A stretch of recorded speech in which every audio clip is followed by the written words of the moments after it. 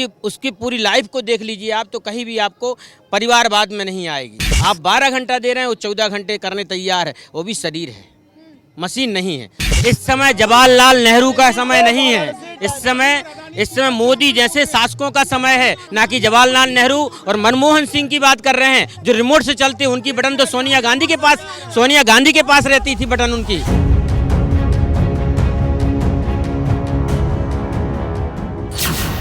जब पाकिस्तान ने पीठ पीछे घोपा छुरा, बगल में बैठे ड्रैगन ने दिखाई आंखें, तब पीएम मोदी ने दिखाया अपना 56 इंच का सीना।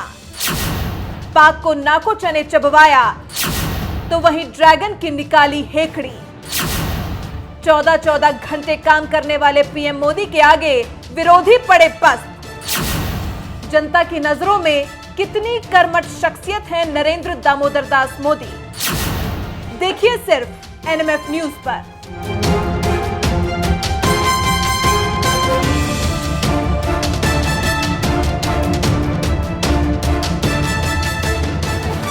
पावर भी जो है भारत ने ही नेहरू जी के ही जमाने में चीन को दिया था, जो चीन आज आतंकवादी घोषित करने में मना कर रहा है। उसका कारण यही है कि यदि उसको पहले सम्मान चीन को नहीं दिए होते तो आज हम लोगों को ये दिन देखना नहीं पड़ता। आज पाकिस्तान को पूरी तरह नेस्तनाबूद कर दिए होते हर तरह से। वैसे भी आज के समय पे जो मोदी जी ने किया है अलग थलग करने का काम, ये कोई और नहीं कर सकता है। और वास्तव में उनके जैसा वर्तमान में कोई नेता भूतो न भविष्यति। और उसकी पूरी लाइफ को देख लीजिए आप, तो कहीं भी आपको परिवारवाद में नहीं आएगी। सबसे बड़ी बात है उसका परिवार क्या, वसुधैव कुटुंबकम, जो वसुधा में उत्पन्न है, जो भी जीव हैं वो सबके भलाई। सर्वे भवन्तु सुखिनः सर्वे सन्तु निरामयः सर्वे भद्राणि पश्यन्तु माँ कश्चित् दुःख भाग्, सभी के लिए वो कर रहा है। आप 12 घंटा दे रहे हैं, वो 14 घंटे करने तैयार है, वो भी शरीर है, मशीन नहीं है। लेकिन शरीर की ऊर्जा देखिए, और ऊर्जा का काम कर रहा है। जो व्यक्ति नहीं कर रहा है उसके लिए भी उत्सुकता का भाव दे रहा है कि इतने बुढ़ापे में हम देखिए कितने सशक्त हैं। होती है इस समय जवाहरलाल नेहरू का समय नहीं है, इस समय मोदी जैसे शासकों का समय है, ना कि जवाहरलाल नेहरू और मनमोहन सिंह की बात कर रहे हैं जो रिमोट से चलते। उनकी बटन तो सोनिया गांधी के पास रहती थी बटन उनकी। तब तो जो मौनम, हर चीज कोयला घोटाले से हर चीज मौनम स्वीकार्य लक्षणम, संस्कृत में मौन स्वीकार का लक्षण है। 70 सालों तक आपने पूछा नहीं, आज 5 साल में मोदी जी आए तो आपने उनसे पूछना शुरू कर दिया। 70 साल में घोटाले हुए, आप 5 साल में कोई घोटाला बताइए तो मोदी जी ने क्या घोटाला किया है? यहाँ तक कानूनन उनको सुप्रीम कोर्ट ने भी उसमें रोबोट से हटा दिया है। ये सब गलत बातें हैं जो कह रहे हैं। तो देखा आपने, जनता के दिल और जुबान पर है कर्मठ पीएम मोदी का गुणगान। लेकिन क्या आपको पता है, अपने जयकारों के लिए नहीं बल्कि देश की जय जयकारों के लिए पीएम मोदी करते हैं दिन रात काम। और उनके एक बार से शुरू हुआ पाकिस्तान का रोना। सुनिए खुद देश के प्रधान सेवक की जुबानी। कल मैं वाराणसी में था, वहां मैंने विश्वनाथ धाम, काशी विश्वनाथ धाम से जुड़े निर्माण कार्यों का शिलान्यास किया है। विश्वनाथ धाम के निर्माण के लिए भोले बाबा के मंदिर के आसपास ऐसे मकान बन गए थे जी। आप जो काशी विश्वनाथ गए होंगे तो पता होगा, ऐसी सांकड़ी गली से जाते थे। पता ही नहीं भगवान का वहां क्या हाल होता होगा। सांस भी ले पाते होंगे कि नहीं ले पाते होंगे, पता नहीं, ये हाल करके रखा। अब मैं वहां के लोगों ने मुझे एमपी बना दिया, तो मैंने सोचा कि चलो यहां कुछ करना चाहिए। मैं लग गया। आप जाकर के देखना, भोले बाबा के अगल बगल में जो 300 के करीब प्रॉपर्टी थी, उन सारी हमने एक्वायर की और उनको तोड़ना शुरू किया।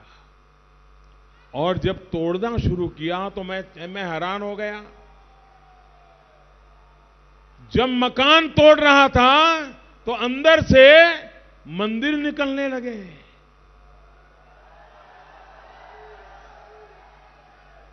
लोगों ने दीवारें बना करके मंदिर को एक घर बना दिया था, बेडरूम बना दिया था। सारी दीवारें जब तोड़ते गए तो सारे मंदिर और 200, 200, 250, 250 साल पुराने उत्तम प्रकार के आर्कियोलॉजिकल नमूने 40 मंदिर अंदर से मिलाए। आप विचार कीजिए, मेरे आने के पहले ये जो सांस्कृतिक मंत्रालय जिन्होंने चलाया होगा, आर्कियोलॉजी डिपार्टमेंट जिन्होंने चलाया होगा, वो कितने सोए हुए रहे होंगे, इसका ये जीता जागता नमूना है। अगर कहीं पर एक पत्थर हटाना है तो आर्कियोलॉजी वाले आकर के आपका गला दबोच लेंगे, लेकिन वहां भोले बाबा के परिसर में 40 मंदिर दबोच करके लोग बैठ गए थे।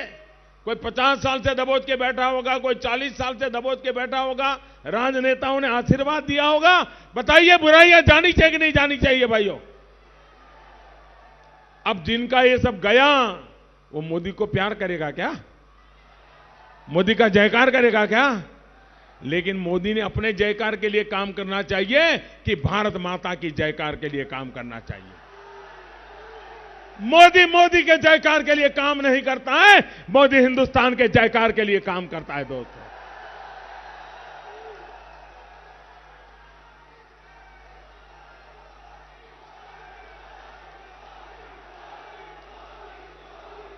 अब इन मंदिरों को सहेजा जा रहा है, उनका भी जीर्णोद्धार किया जा रहा है, लेकिन आपने ये भी देखा है कि उस पर किस तरह की राजनीति की गई। साथियों, राजनीति करने वाले ये वही लोग हैं जो देश के प्राचीन गौरव और आर्कियोलॉजी की मदद के सामने आए तथ्यों को नकारते हैं। ये वही लोग हैं जो अपने फायदे के लिए ऐसी प्राचीन संपत्तियों की सुरक्षा और नियम कायदों तक की परवाह नहीं करते। आज भारत नई रीति और नई नीति पर चल रहा है। उरी हमले के बाद भारत ने सर्जिकल स्ट्राइक करके आतंक के आकाओं को पहली बार उस भाषा में समझाया जो भाषा वो समझते हैं। आप मुझे बताइए, मैंने सही किया कि नहीं किया? ये काम मुझे करना चाहिए कि नहीं करना चाहिए? क्या सरकारें सोती रहे वो आपको मंजूर है? चौकीदार सो जाए आपको मंजूर होगा? आपको जागने वाला चौकीदार चाहिए कि नहीं चाहिए?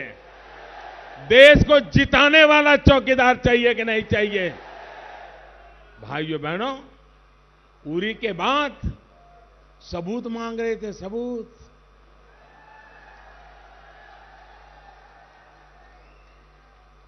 अभी पुलवामा हमला हुआ तो भारत के वीरों ने जो काम किया, ऐसा काम दशकों तक कभी नहीं हुआ है। हमारे वीरों ने आतंकियों को उनके घर में घुस करके मारा है।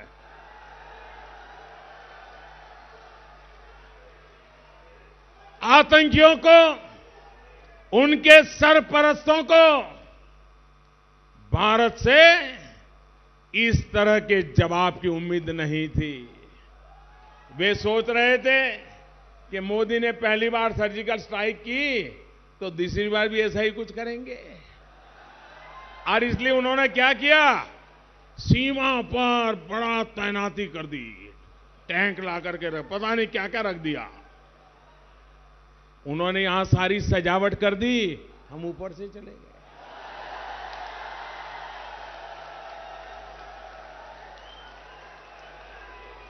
और मजा देखिए, हम तो ये साहब कर करके चुप थे।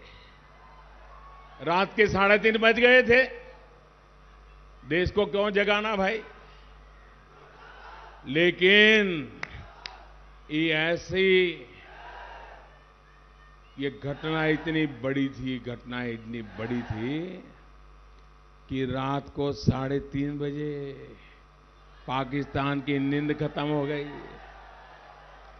पाकिस्तान की नींद खत्म हो गई।